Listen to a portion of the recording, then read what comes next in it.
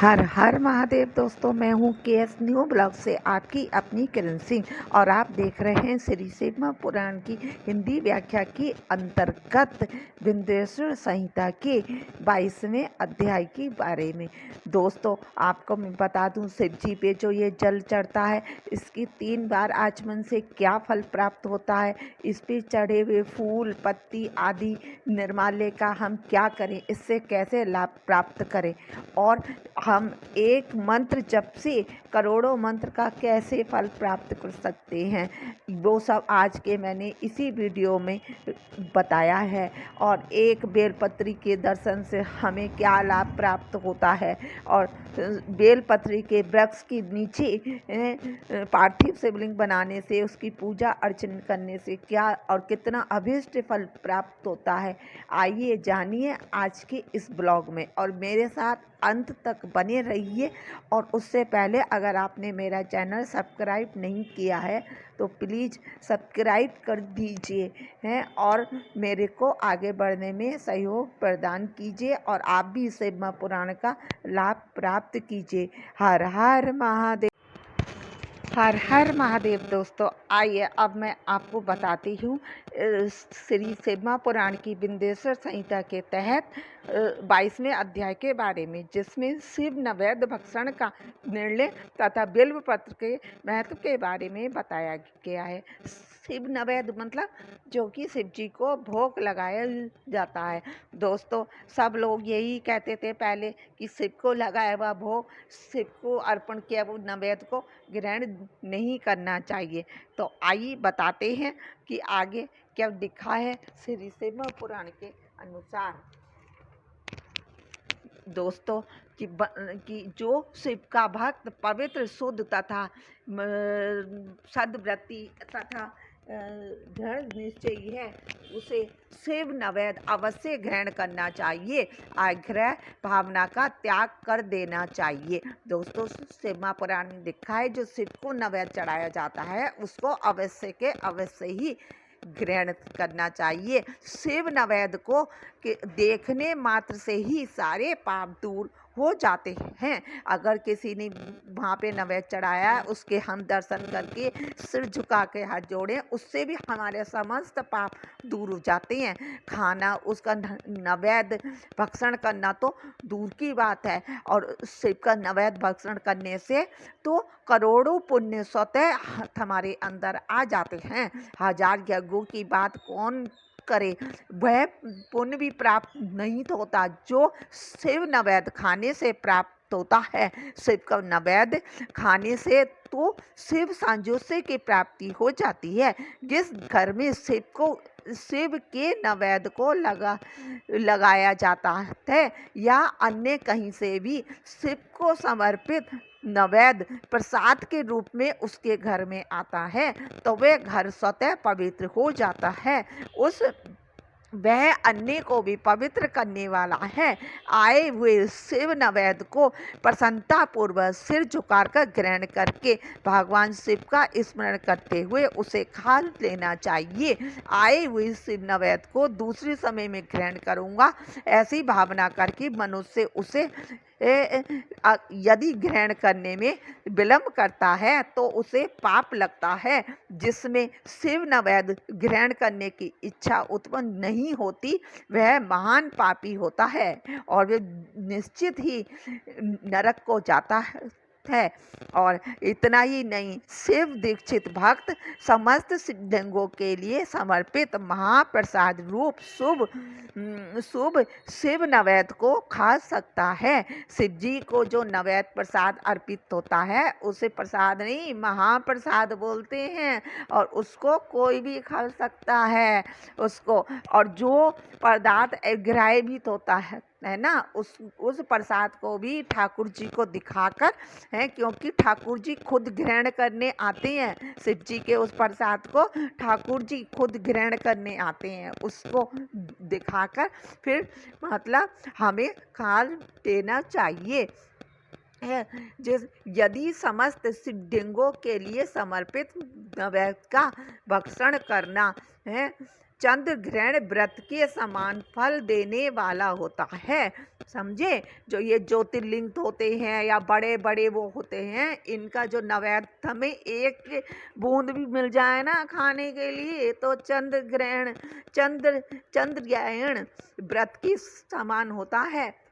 उसका वो यदि ब्रह्म हत्या करने वाला भी पवित्र होकर इसके पवित्र नैवेद्य को खाता है तो वह भी पवित्र हो जाता है। अब दोस्तों, शिव जी पे चढ़ने वाले निर्माल्य मतलब जो शिव जी पे चढ़ता है फूल पत्ती समस्त हैं, जो वो फिर बचता है ना, उसको निर्माल्य बोलते हैं। जैसे शिव जी को माला अर्पण करी, फूल अर्पण करा, गुलाब का फूल है, कमल का फूल है, तरह तरह कनेर के फूल हैं, सभी पेड़ पौधे पत्तियां हमारे शिव जी भी कहते हैं अपने संसार को हरा भरा बनाओ, इसीलिए वो सब तरह की फूल पौधे पत्तियां अपने तो ऊपर समर्पित करवाते हैं ताकि सब लोग उस पेड़ पौधों को सींचें और उसके फूल तोड़ के मेरे पे चढ़ाएं। पुष्पदंतेश्वर पुष्पदंत था ना, वो फूलों से ही भोले बाबा का श्रृंगार करता था। भोले बाबा का बहुत बड़ा भक्त था वो।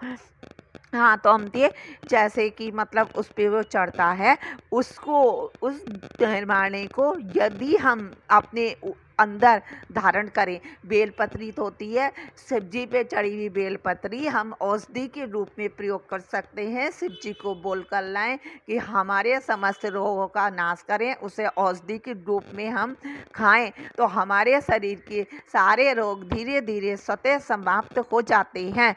और किसी महान अनुष्ठान में या शिव महापुराण पे चढ़ी हुई बेलपत्री को यदि हम लाल कपड़े में लाकर बांधकर अपनी तिजोरी में रखते हैं तो धन धान्य की वृद्धि होती है। जो विधि पूर्वक अब शिवलिंग के स्नान का वो है कि कहते हैं जो शिव जी पे चढ़ा हुआ जल है उसका आचमन भी नहीं करना चाहिए, उसको पीना भी नहीं चाहिए। तो दोस्तों, ये सब बातें गलत हैं।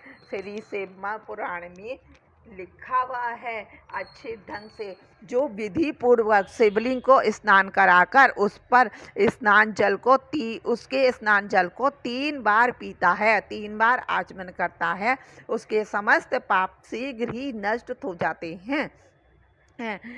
जो कि हे सारों शिवलिंग के ऊपर जो भी द्रव चढ़ाया जाता है यदि वह ग्रह है जो लिंग के स्पर्श से बाहर है उसे अत्यंत पवित्र जानना चाहिए।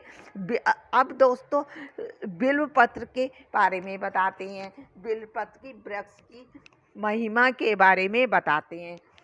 बिल्व पत्र तो स्वामी महादेव स्वरूप हैं, देवों के भी की द्वारा भी इनकी स्तुति की गई है। जिस किसी प्रकार से उनकी महिमा को जाना जा सकता है उसकी तो वर्णन करना भी कठिन है। संसार में जितने भी प्रसिद्ध तीर्थ हैं वे सब तीर्थ बिल्व की मूल में ही निवास करते हैं।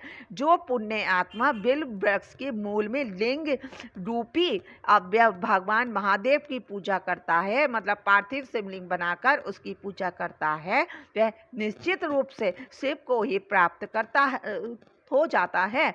जो प्राणी बिल्व वृक्ष की मूल में शिव जी के मस्तक पर अभिषेक करता है, दूध घी दही शहद चंदन है जिनसे भी मतलब पूजा पाठ करता है, वह समस्त तीर्थ स्नानों में स्नान करने का फल प्राप्त कर पृथ्वी पर पवित्र हो जाता है। बिल्व वृक्ष के मूल में बने हुए उत्तम थाले को जो जल से परिपूर्ण रखता है उसे देखकर भगवान शिव अत्यंत प्रसन्न होते हैं। बिल्व वृक्ष के नीचे तो स्वयं पार्वती जी ने भी तपस्या की थी, लक्ष्मी जी ने भी वहीं तपस्या की थी। जो व्यक्ति गंध पुष्प आदि से बिल्व वृक्ष की मूल का पूजन करता है वह शिवलोक को प्राप्त करता है और उसके संतान और सुख की अभिवृद्धि होती है। जो मनुष्य बिल्व वृक्ष की मूल में आदर पूर्वक दीप माला का दान करता है, मतलब जो जलाता है, वह तत्व ज्ञान से संपन्न होकर महादेव के सानिध्य को प्राप्त हो जाता है। जो पुरुष भक्ति पूर्वक बिल्व वृक्ष के नीचे एक शिव भक्त को भी भोजन करा देता है ना, उसे करोड़ों मनुष्यों को भोजन कराने का पुण्य प्राप्त होता है। बिल्व वृक्ष में जितनी पत्तियां होती है ना, करोड़ों लाखों, अगर बिल्व वृक्ष के नीचे पार्थिव शिवलिंग बना के उसकी पूजा अर्चना और पंचामृत से स्नान करा के वहाँ शिव मंत्र का ओम नमः शिवाय या श्री शिवाय नमस्तुभ्यम का जाप किया जाए या किसी भी मंत्र का जाप किया जाए तो वो करोड़ों मंत्रों के बराबर होता है। जितनी वृक्ष में पत्तियां होती हैं ना, एक मंत्र जपने से, एक बार मंत्र जपने से उतने लाख, उतने करोड़ों मंत्र का फल मिलता है हमें। तो दोस्तों, आप सबको भी चाहिए किसी भी वृक्ष के, बिल्व वृक्ष के नीचे पार्थिव शिवलिंग बनाकर और शिव जी का जल अभिषेक, पंचामृत अभिषेक करके वहाँ पे ओम नमः शिवाय या श्री शिवाय नमस्तुभ्यम का जाप करना चाहिए। जो बिल्व वृक्ष के नीचे दूध और घी से युक्त अन्न शिव भक्त को प्रदान करता है वह कभी भी दरिद्र नहीं रहता है। और बिल्व वृक्ष के नीचे यदि कोई सुहागन, किसी सुहागन स्त्री को वो एक समय संध्या समय भोजन कराती है और उसे सुहाग की सामग्री दान देती है तो वो पार्वती मैया को उसका दान लगता है, उसका करोड़ों गुना फल उसे प्राप्त होता है और वह कभी भी मतलब हमेशा अखंड सुहागन रहकर और सदा सुख समृद्धि प्राप्त करती है और अंत में शिवलोक को वो भक्त जाता है। अब विभूति यही इस पाठ का सारांश है। पूजा करने के पश्चात उस विभूति स्वरूप डेंगी को है वहीं पर ही विसर्जित कर देना चाहिए। उसी हिसाब से बनाए जो कि बेल पत्र के नीचे ही वो जल से विसर्जित हो जाए, तभी संपूर्ण पूजा मानी जाती है। अब और कहीं बनाएंगे तो फिर उसे जल तालाब में, कुएं में, मतलब कहीं बावड़ी में जाके फिर विसर्जन करना पड़ता है। अब वृक्षों के नीचे तो मिट्टी से ही बनाए पार्थिव से मिले और वहीं पर ही उसका विसर्जन हो जाता है। इस प्रकार श्री शिव पुराण के अंतर्गत प्रथम विंध्येश्वर संहिता के साध्य साधन खंड में शिव नैवेद्य वर्णन तथा बिल्व वृक्ष के महत्व का नामक 22वां अध्याय पूर्ण हुआ। श्री शिवाय नमस्तुभ्यम। भोलेनाथ सबके साथ। दोस्तों, मेरे चैनल को सब्सक्राइब कर दीजिए और अंत तक वीडियो देखने के लिए बहुत बहुत धन्यवाद।